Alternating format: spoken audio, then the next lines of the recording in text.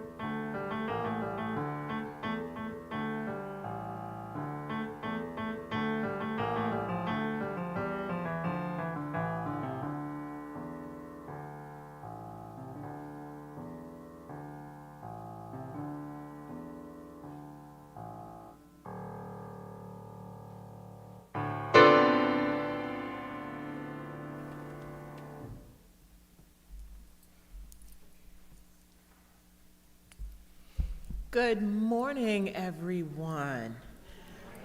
What a gorgeous sunny morning to be out and about.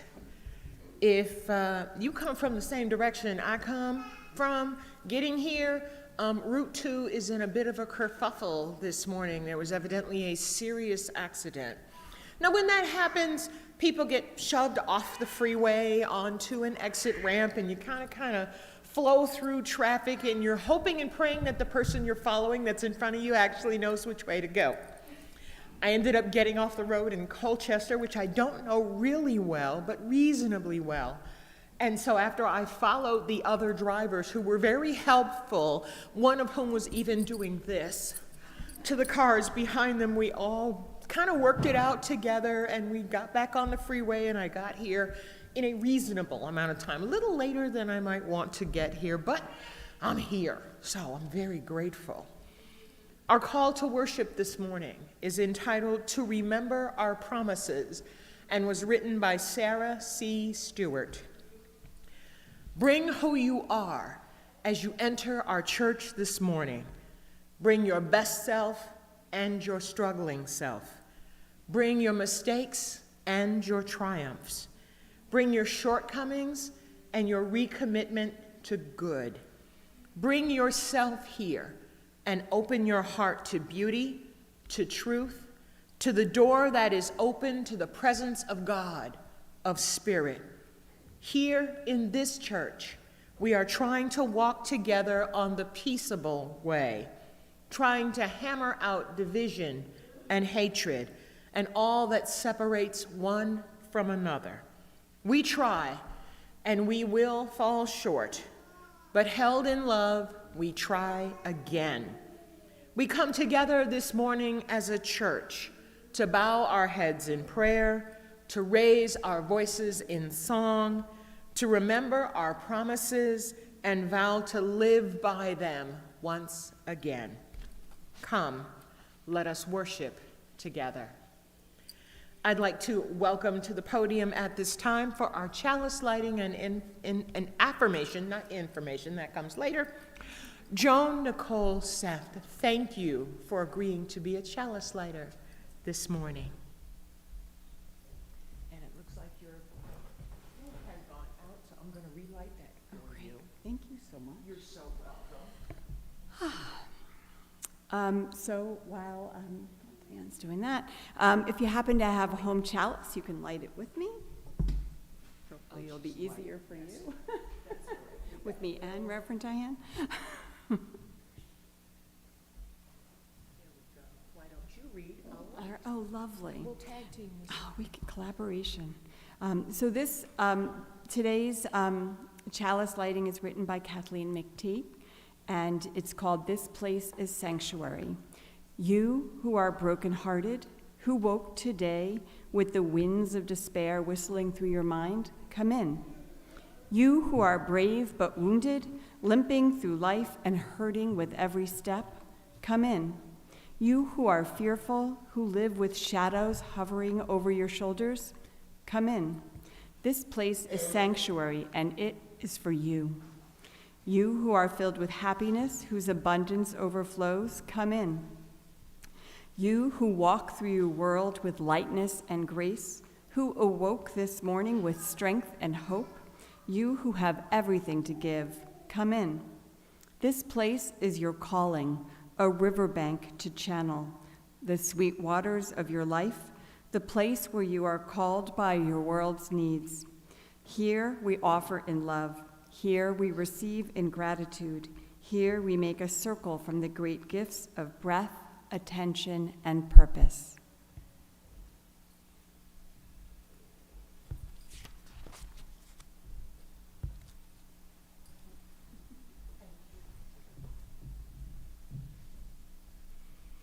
Our opening hymn this morning is at number 1015 in the Teal hymnal. And for those of you watching online, if you don't have a Teal hymnal at home, just relax and listen. Thank you.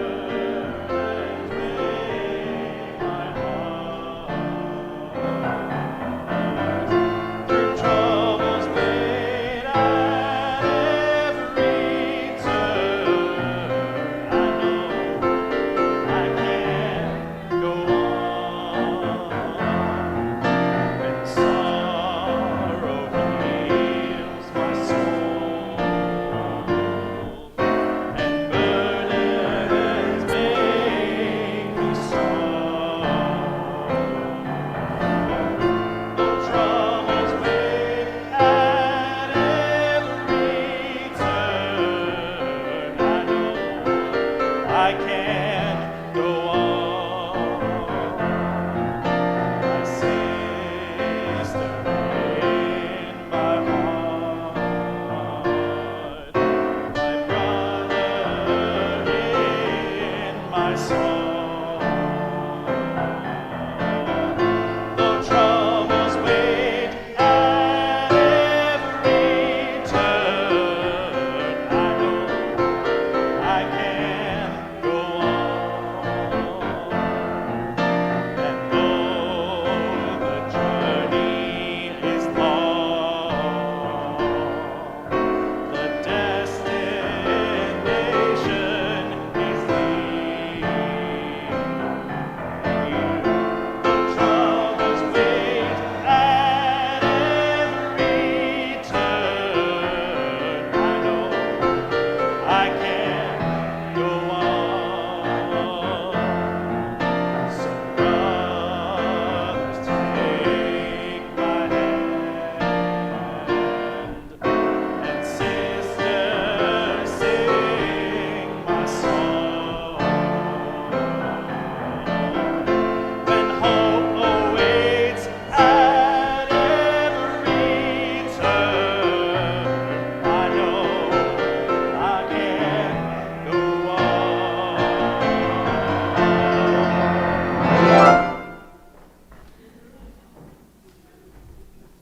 And yes, while troubles can wait at every turn, hope awaits as well, and we will go on.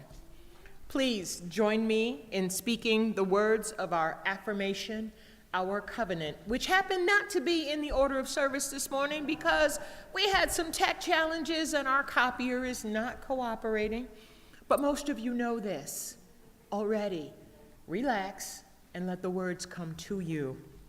Love is the spirit of this church, and service is its law. This is our great covenant, to dwell together in peace, to seek the truth in love, and to help one another. See, I know you knew this. Have a seat, be comfortable. This morning, I want to share a story with you for our time for all ages called How the Chipmunk Got Its Stripes. In ancient times, when the world was still young, the chipmunk was once a plain and unadorned creature with a coat of fur that blended into the forest floor. This story is all about how the chipmunk got its stripes, a tale that reveals the significance of humility, resourcefulness, and the delicate balance between pride and gratitude. In those days, the animals of the forest possessed distinctive traits and markings, making each species easily recognizable. The chipmunk, however, had a sense of longing in its heart. It yearned to stand out, to be noticed among the hustling and bustling community of animals. Its plain appearance made it feel invisible, blending into the background. How many of you have felt like sometimes you blend into the background? I'm right there with you. One day, the chipmunk decided to seek the guidance of the wise owl, known for its wisdom and keen insight. It ventured deep into the forest, arriving at the towering tree where the owl resided. With a humble heart, the chipmunk approached the wise creature, its voice filled with a yearning for transformation. "Great owl," the chipmunk spoke softly, "I feel invisible amid my fellow creatures' vibrant colors and unique markings. Is there a way for me to stand out, to be seen?" With its piercing gaze and ancient wisdom, the owl understood the chipmunk's longing. It nodded its head knowingly and imparted its wisdom among the chipmunk. "Patience and humility are virtues that hold great power," the owl began. "To be noticed, you must first learn to appreciate your unique qualities and embrace the gifts you already possess. Seek the guidance of the Great Spirit and embark on a journey of self-discovery. With newfound hope, the chipmunk embarked on a solitary quest, venturing deep into the heart of the forest. It climbed towering trees, crossed babbling streams, and sought solace in the quiet corners of nature. It observed the vibrant pattern of the flowers, the intricate markings on the wings of butterflies, and the harmonious blend of colors in the sunset. As days turned into weeks, the chipmunk's perspective began to shift. It realized that true beauty resided not only in outward appearances, but in the uniqueness of every living being. Inspired by the wisdom of the natural world, the chipmunk embraced its own essence and discovered a deep well of gratitude for its plain appearance. One morning, as the chipmunk emerged from slumber, it noticed something extraordinary. Stripes, delicate and distinct, had appeared upon its fur. The chipmunk's heart swelled with joy and a newfound sense of belonging. It had become a living canvas of nature's artistry. With its newfound stripes, the chipmunk returned to its community, proudly displaying its unique markings. Other animals marveled at the transformation, inspired by the chipmunk's journey of self-discovery and acceptance. From that day forward, the chipmunk, with its stripes adorning its fur, became a symbol of humility, resourcefulness, and the delicate balance between pride and gratitude. It reminded the animals of the forest that true beauty comes not from conforming to the expectations of others, but from embracing one's authentic self. So as you witness the chipmunk scurrying through the forest, its stripes shimmering in the sunlight, remember the tale of how the chipmunk got its stripes. Let it serve as a gentle reminder that the true beauty that you hold lies within, waiting to be discovered and celebrated. Embrace your uniqueness, practice humility, and let your gratitude for the gifts you possess illuminate your path in life. We are grateful for all the ways in which you support us and one another. By offering your time, talent, and treasure to this community, you help us serve this congregation's members, friends, and wider community. During our stewardship campaign this month, we're inviting members to give heartfelt testimonials about their personal or family giving to the Universalist Church of West Hartford. Let me welcome to the podium now Diane Alexander to provide today's testimonial.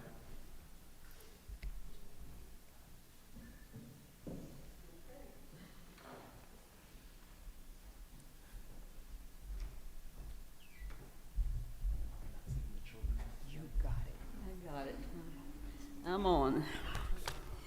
Hi, my name's Diane, and I've been a member for about 3 years. I'm from Houston, where I had an active life, being a professor, having my own business, keeping care of my mom. We were very close. I had many friends and colleagues, and even went to a Unitarian church. Yes, they do have them in Texas. On hindsight, I was a member, but so busy that I did not really take the opportunity to participate that much. Just going on Sundays to hear the music and the message seemed sufficient. But now on hindsight, looking back, I could have taken a lot more advantage. However, my life, like most of my friends, changed overnight. We had a disaster. The Hurricane Harvey hit in the fall of 2017 and devastated so much property and upended everyone's life, mine included. My house was not in livable condition. You could camp there momentarily, but you could not live there on a permanent basis. Everyone's attics were filled with, kind of like your story, filled with possums, squirrels, raccoons, rats. Every animal took flight up into the attics. So what was not destroyed by the water rising or the wind hitting, the nature took over. So it was impossible. On top of that, my mother died in the house at the same time. She fell, and it was just a devastating thing. Everyone handles grief differently, but for me, I guess I was in fight or flight mode. Everyone, well, after living there just one night after she died and knowing I had to do something, I decided I could not stay there. It was not for me. Some people find solace in staying and being around what they're accustomed to, but I knew I had to leave. Without thinking it through, I left on my birthday 3 weeks later. I got 2 of those pods and had them delivered, which was hard to find in Houston at that time, as everyone had a pod getting their stuff out, but I did it, and with the encouragement of my daughters, I left. Financially, it was a crazy thing to do, but emotionally and spiritually, it was the best move I could have made. I was allowed to finish my teaching online, and my colleagues, Design College, took over my ongoing jobs, so I just left. I landed in Simsbury because my daughter had married someone from here and was living here. My other daughter was in California, so we all 3 huddled and weighed the pros and cons of which place I should go, but they agreed I should get out of there. We decided that Simsbury would be the choice because I have a special needs grandson, and we thought, well, I could be of help while I was getting help. So I moved here. It was a real juncture point of my life, so I told my daughters I wanted to take 6 months in self-induced solitude. I didn't want to be bothered. I found an old run-down house here that was in the woods by a pond, so I had a little Walden Pond kind of experience in my head going on. I even went and visited Walden's Pond. So it was only going to be available for 6 to 8 months, which was perfect because that's the time period I gave myself to make a decision of what I was going to do. So the bank accepted 2 dogs, a cat, and an old woman with no job. So it was perfect. It worked out, and it turned out to be a very spiritual spot. My daughters were, of course, very worried about me, thinking I was alone and had no friends, no acquaintances, but that was fine. They were afraid I was lonely, which I really was not. I was just in limbo, thinking about things, and I was content doing that. But as the 6 months was drawing to a close, I knew the time had come to pull up my big girl pants and move on. I began thinking that perhaps jumping into a Unitarian church would be worth considering. It had been my lifeline several times before in life, in different places, and I thought, well, I think I'll give it a shot. At the same time, they were insisting on signing me up for a dating site to find friends, which I reluctantly did. It was not the best choice for me, but the Unitarian Church was. I investigated the U churches online in the area, and it was just the same time that Reverend Adam was arriving here. And he had a couple of sermons on there, and I listened, and I connected with his messages and with the music. The music was great, and so I decided, okay, I'm going to come for a visit. When I did decide to visit, it just happened there was an auction going on. I didn't know what. I was out in the hall, and they said, come on in. So I was drawn in to the auction by chance. But after a bit of wine, I decided to buy everything in there that had to do with meeting people. I bought every dinner at someone's house, every one of them. I bought the field trip that Tracy Wilson took us to a witness stone and went to some museums. And I bought Reverend Adams' sermon so I could work with him on that. So I left there thinking, what have I done? But I made my move, showed my daughters that I was going to have a new life. Well, it worked out well. I met so many interesting people that everyone had an interesting story, and they seemed to be living life with a purpose. It seemed to me anyway. The icing on the cake was Ann grabbed me and wheeled me into a small group. It turned out to be a great way for me to get into the groove here and meet some people. So I joined, and I found so many activities and causes and people that are genuine. It allowed me to work together with others on projects that interest me. I have a slogan that I keep close to me that I got during this time. It says, if it involves fake smiling, I'm not going. And I found here that there is no fake smiling. There's no judgment, there's no advice, just a community of interesting, well-intentioned people. Everyone I met is real and has many interesting life stories, and they all bring me joy. I gladly give the money and time that I can to participate in this community, money well spent to further my beliefs and help me be a part of something bigger. At 76 now, I have found a new life here in New England. Who would have ever thought?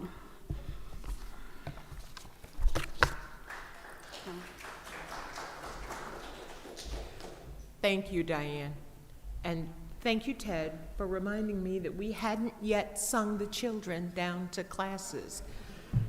When you get into a place like this church with this group of people, you get a little overexcited sometimes. I will admit to being a little overexcited at times. So, for all our young people who were ready to go to church school this morning, let's sing them down with the song, "We Will Keep a Place for You," because we will, until we're back together again.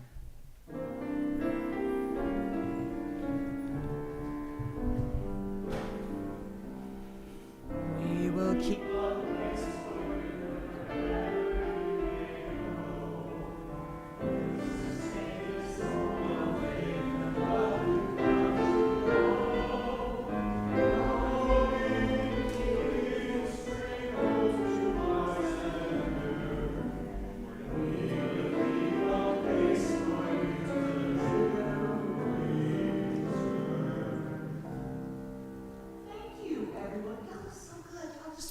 With whatever's going on. I love that about you.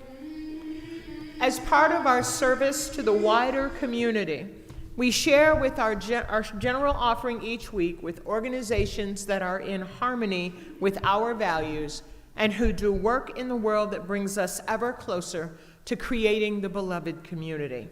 This month, we share our offering with ripmedicaldebt.org. This organization helps individuals and families who need assistance in paying for heating fuel, electricity, and water bills. During the COVID pandemic, many people lost their jobs and are struggling to pay their bills, even as the pandemic's pace seems to be waning. Even with renewed moratoriums on utility shutoffs from November through May 1st, bills continue to accrue, making things very difficult for those also dealing with medical debt. People with chronic health conditions, older adults, and children need heat, electricity, and water. RIP Medical Debt does excellent work in and around our community. To give electronically, you can use the QR code, links in the description, or those on the website to make your donation to our offering. Our offering will now be generously given and gratefully received here in the sanctuary.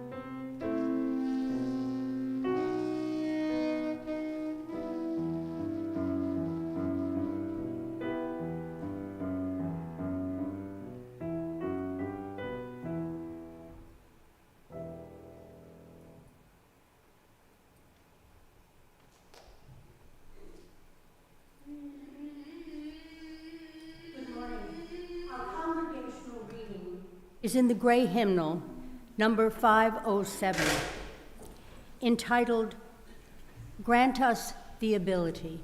If you'll join with me in reading.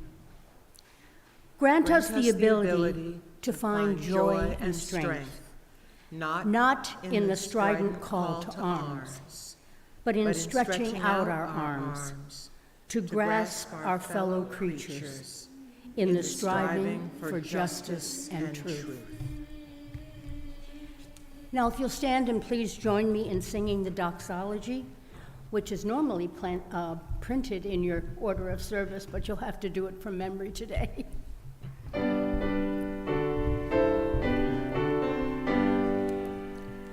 Praise God for love we all may share. Praise God for beauty everywhere. Praise God for hope of good to be. Praise God for truth that makes us free. Amen.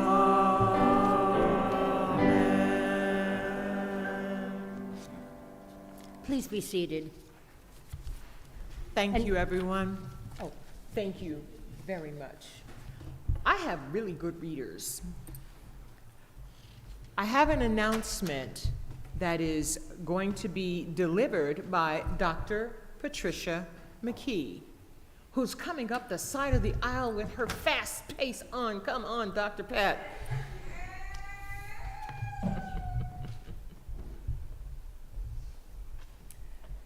Good morning. Think of your favorite play. Think of your favorite movie.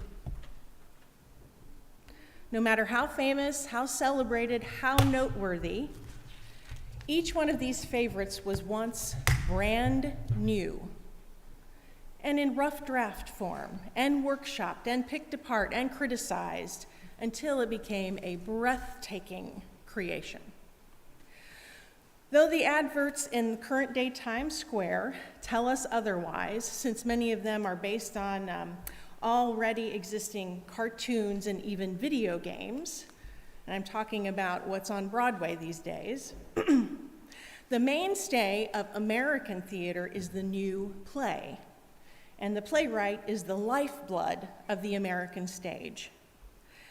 This weekend's play festival that's happening right in this room will boast 8 plays that rose to the top out of a field of over 130 submissions that came from all over the world. My husband was the triage reader, so he read the 130-odd plays that came through to us, and then he handed that over, and a jury blindly read his selections and came up with the 8 plays that we're presenting for you. We are so proud of them, and we are so proud of the playwrights. A couple of notes about these plays: they range in length from 7 to 17 minutes. They will be read by and large by professional actors, and their content is funny, serious, satirical, inspiring, and adult. I would recommend the festival for adults and older teenagers. Finally, it's important to note that one of the eligibility requirements for these submissions was that they explicitly adhere to our Unitarian Universalist 7 principles and our shared values. This was one of the stated eligibility requirements.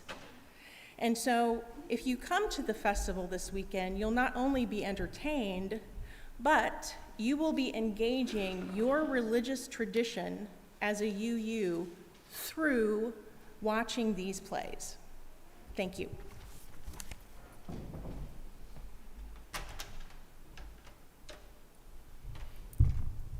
Thank you very much, Dr. Patricia. Items I want to include in they're not announcements, they are encouragements to prayer and thought and meditation. Please continue to keep Julio M. Jr. in your thoughts. He is still at Jerome Home working on his rehabilitation.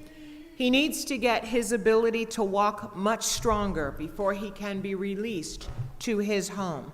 He continues to appreciate your cards, thoughts, and prayers. Let us acknowledge Sophie E.'s acceptance as a member of the UUA Emerging Adult Task Force. Congratulations, Sophie E. She has also joined the Young Adult Revival Network, YARN, small group ministry program. If any young adults 18 to 35 are interested in participating in the small group, please contact Sophie. Her information is in our Breeze directory. Let us all send our thoughts and prayers to all mothers who are expecting, both here in our beloved community of Fern Street and in countries outside of our continent. We ask that those children grow and develop well amid all the changes their birthing process holds. Wonderful news! Roseanne A. had a successful hip replacement this past Monday. She's beginning her rehabilitation at home and has been able to enjoy her daughter's presence while beginning this process. In honor of National Coming Out Day on Monday, October 8th, I share with you now this prayer written by a seminary classmate of mine, Reverend Zebulon Green. Beloved Spirit, thank you for seeing, knowing, and loving us all in the full mystery and unfolding of our being. Through you, we remember that our souls yearning to know our true selves, true identity, and true loves is stronger than any conditioned voice of doubt. May we be blessed with the grace to support all people exploring the ever-unfolding journey of self-discovery and pride. Amen, and blessed be. As we prepare to also honor Indigenous Peoples Day on Monday, October 8th, I want to share with you a prayer entitled All of Us in the Arms, written by Reverend Angela Herrera. This is a prayer for a fresh, unremarkable morning. A prayer to bring us to attention before the steadiness of the world's sunrises and sunsets, back and forth like the rocking of your grandmother's chair, life coming and going, rising and falling, droning and beating like ancient music, and you, remarkable for your ordinariness within it, and your thinking about it, and your yearning for meaning. You, dependent, spun into the interdependent web, confined to a body. You, independent, conscious, free, and so, sometimes, also lonely, but unconfined in spirit.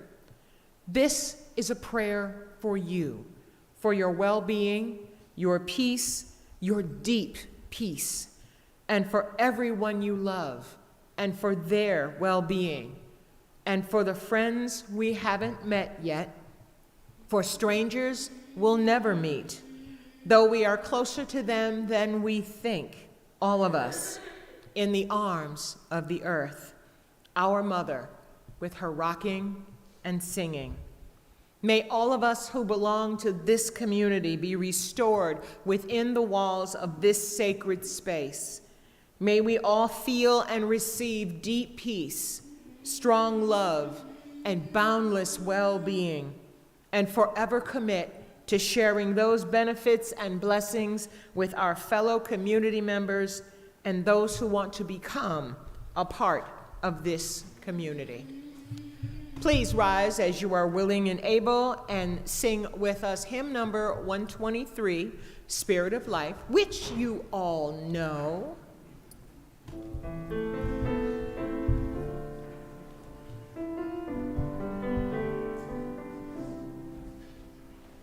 Spirit of love,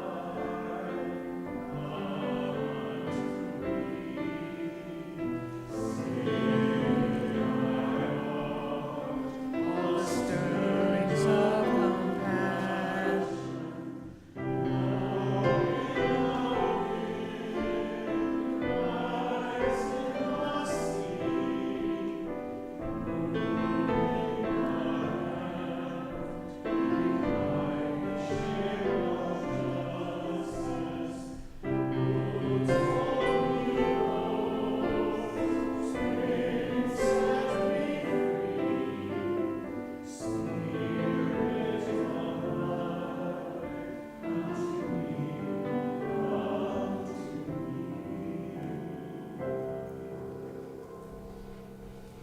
Thank you, everyone. Please be seated. Be comfortable in your seats. I want to share with you now, written by Sam Trumbore, a breath meditation. Let us turn inward now. Feel the rhythm of the breath, in and out, in and out. Find the peace of just being with the flow of the breath. Letting go of yesterday and tomorrow, feel the restorative power of the peace of this moment. A peace large enough to open to the concerns and sorrows that trouble us. A stillness quiet enough to respond to the joys and celebrations that enliven us. There is safety here in the rhythm of the breath. The ebb and flow of life is enacted with each one. Taking in oxygen, sustenance, letting go of carbon dioxide waste, taking in the fullness of experience, letting go of the residue that wants to cling to us. Cultivate inner peace and inner safety in this sanctuary, dedicated to cultivating the spirit of life, dedicated to being a beacon of love for all beings. Our musical message this morning is Kyrie from Chichester, Mass. By William Albright. Go ahead, fix me up, Ted. This microphone's running out of battery. I'll be extra loud today, guys. It's Extase by Sanson. This is the worship is not a translation of it because we have no order of worship. I'll quickly translation so you know what David is singing about since it's in French. Since I put my lips to your still full cup, since I have placed my pale forehead in your hands, since I sometimes breathe the sweet breath of your soul, perfume buried in shadow. Since it was given to me to hear you say to me the words in which the mysterious heart spreads. Since I have seen tears, since I saw your mouth smile, or on my mouth and your eyes on my eyes. May I see a shining beam on my delighted head from your star, alas. Veiled always, may I see a rose petal torn from your days fall into the wave of my life. I can now say to the swift years, pass away, always. I no longer have to grow old. Go away with your faded flowers. I have in my soul a flower that no one can pick. If your wind strikes it, it will not spill anything from the vase where I drink and have well filled. My soul has more fire than you have ashes. My heart has more love than you have oblivion. For those of you who don't speak French, you're about to hear perfect French, and for those of you who do speak French, I apologize.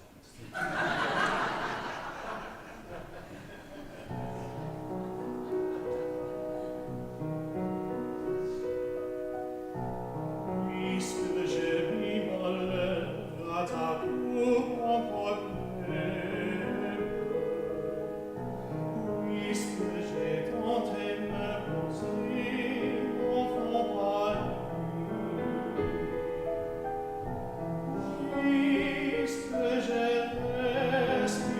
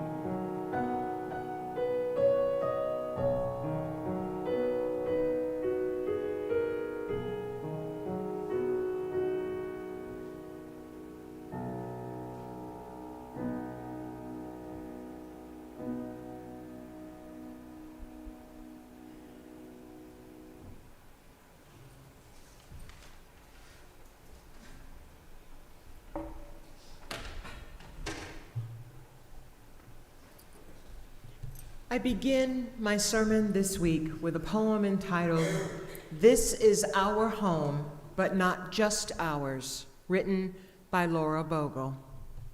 We gather here with the knowledge that this is our home, but not just ours.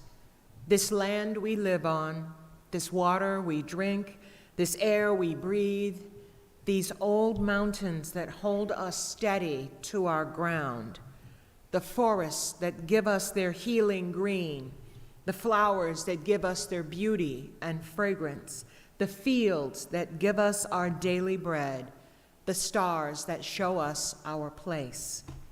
The wilderness and the tame backyards, all of it is our home.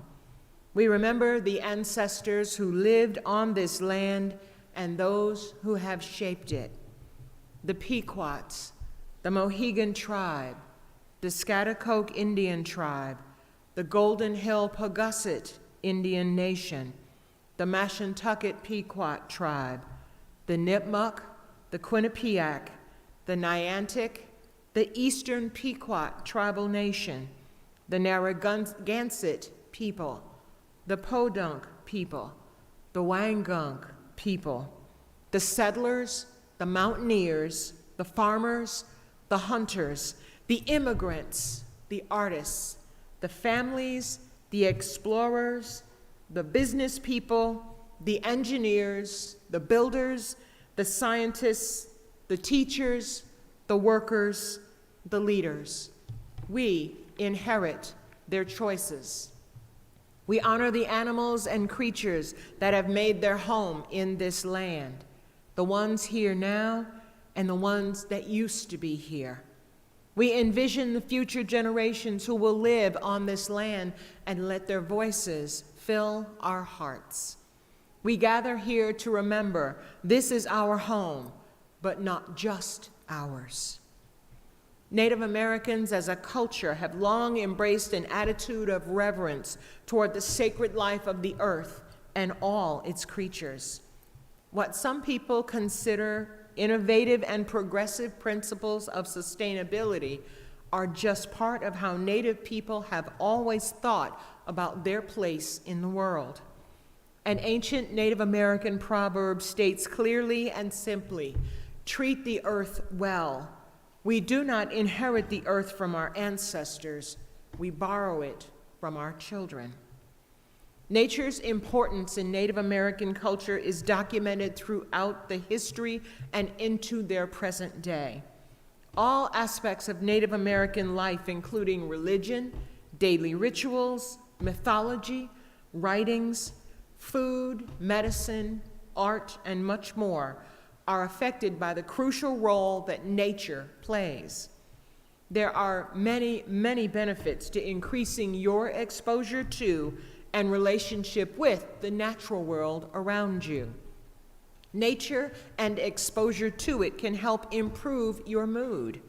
Everyone sometimes gets a little down, a little blue, but you don't have to let those moods control you.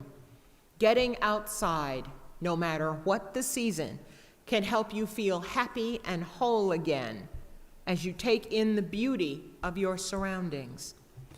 I'm a participant in a monthly group mindfulness walk at Mohegan Park in Norwich. The park encompasses nearly 385 acres, including a memorial rose garden, Spalding Pond for fishing, a swimming area, lots of open space, picnic tables, a playscape, and multiple running and walking trails. The mindfulness walks take place on Saturday mornings every month. There's a spring cycle and a fall and winter cycle that ends in December, because while we love walking, we're not all tough enough to do it during the depth of the winter. I'm a big fan of the mindfulness walks, enjoying the beauty of my surroundings just a short drive from my home. When I'm there, I focus on the cycle of life, noticing the changes in the trees and the vegetation, the chirping and chattering of wildlife, and the gentle breezes. Going into the park and taking a deep breath starts my walk with relaxation. I can enjoy the smell of the plants and leaves, listen for birdsong, and stare into the sky. Even on cloudy days, there is always something to see and appreciate. Taking a short drive into the park gives me a way to find peace when it seems that there's just too much going on in my head and in my world. Communing with nature is an excellent way to improve your emotional health. You can boost your mood by taking advantage of nearby exposure to nature. Here's some ideas for you. Sit near a body of water, a river, stream, or pond, and listen to the water flow. Poets refer to babbling brooks for a good reason, and the sound can be very soothing. Find a green, grassy area or a sheltering tree when it's hot and humid outside for a dose of cooling, calming shade, maybe even a breeze or two. Listen to the birds in the trees, lapping waves at the beach, or the rustle of leaves as they drop to the ground in the fall. Visualize yourself in your favorite green space or a favorite garden, even when you can't be there physically. Make an appointment with yourself to get out into nature every day, even if it's just being around the trees in your neighborhood or that park you see during your commute on the weekdays. Harnessing nature's power can help you feel more at peace even when you're not physically in a natural setting. Focusing your attention on the type of environment you most enjoy, whether that includes rugged mountains, the ocean, or something else, can help you find inner peace and harmony. Spend some intentional time taking in the beauty of your natural surroundings and make the choice to be in a good mood. Anytime you start to feel anxious or upset, Think about your favorite places in nature that help you feel peaceful. Visualize what makes you happy and concentrate on seeing it in your mind's eye and hearing it as if you were there. You may even believe you smell the ocean, the flowers in a garden, or the grass after it's freshly cut. Your natural surroundings can help you feel more relaxed and contribute to that good mood that will stay with you instead of being lost in an ocean of hurry and busyness. As we continue into the fall season, our schedules shift, and we might be inching back toward feeling overworked and overstressed. Finding your inner peace again can be helped by including time in the great outdoors. Fall can be a beautiful time in nature, and you have to be prepared to take advantage of what some feel, me among them, is optimal weather for getting outside. Dressing comfortably and bringing a beverage and a snack, plus your comfortable, tested walking shoes, can help you have a good experience. Side note, folks, this is not the best time to break in a new pair of walking shoes, especially if you're driving to that favorite nature spot. Put your cell phone on silent to avoid being disturbed or distracted by ringtones or music. If you have a walking meditation audio, that might be fun to try, or an audio tour of a favorite historic neighborhood can help you pass the time. Walk on well-marked paths or those you're already familiar with. Getting lost will elevate your stress levels. That's not what we're going for, and it might prolong your walk more than planned. Forget about the noise that's going on in your head that's left over from the week that's just passed or the week that's coming. Allow the stressful thoughts to float away like helium balloons on the breeze. Let go of all the pressures and be present with nature. Use the visual and auditory cues of your surroundings to help you relax. Do you hear the trees rustling in the wind, the birds singing, or perhaps an animal call? Look around and notice all the different shades and colors of the trees, the dirt path or gravel path you're walking on, the tiny ants crawling on a log, or the spider web collecting leaves and small branches. Oh, watch where you're walking. Focus on the scents and smells of your surroundings. What is that fragrance? A sweet burst of flower essences, the woody fragrance of pine? Breathe consciously and notice the different smells you encounter. What's within reach of your hands? Are the leaves or slender branches of trees brushing your arms? Are you testing your balance on a bumpy path? Physically encountering nature is as important to your experience as sights, sounds, and smells. Be aware of what the air around you feels like. Is there a crisp fall breeze ruffling your hair?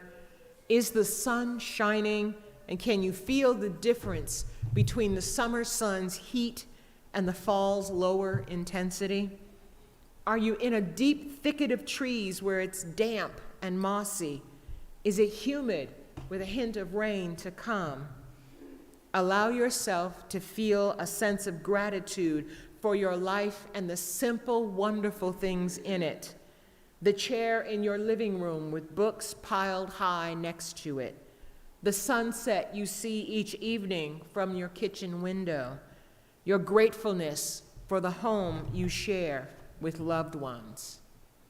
Reflect on your accomplishments, that day, week, or month you're living in right now. Give yourself a pat on the back and celebrate your hard work, patience, purposefulness, and courage in making it through a difficult or challenging situation that you've faced recently. Finally, enjoy your peaceful interlude.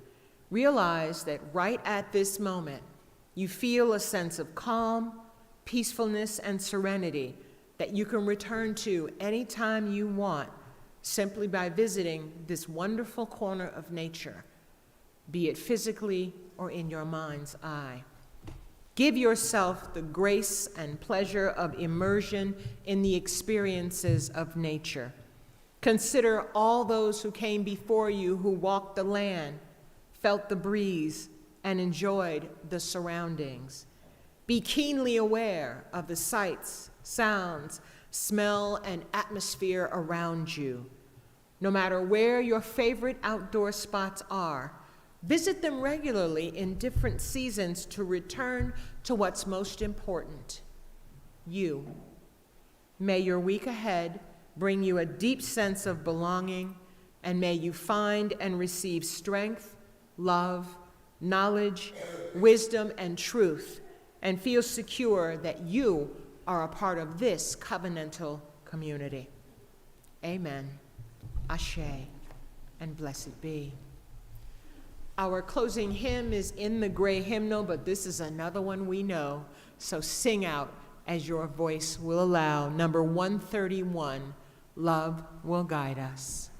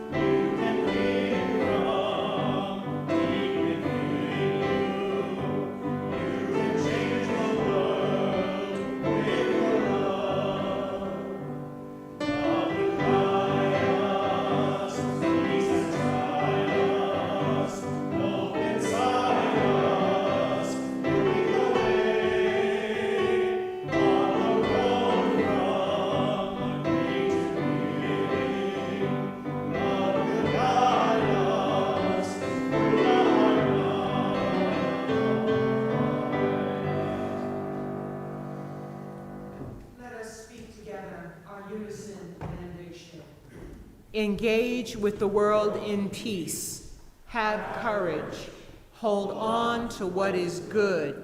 Return to no person evil for evil. Strengthen the faint-hearted. Support the weak. Help the suffering. Honor all beings. Please be seated, be comfortable, and remain for our postlude.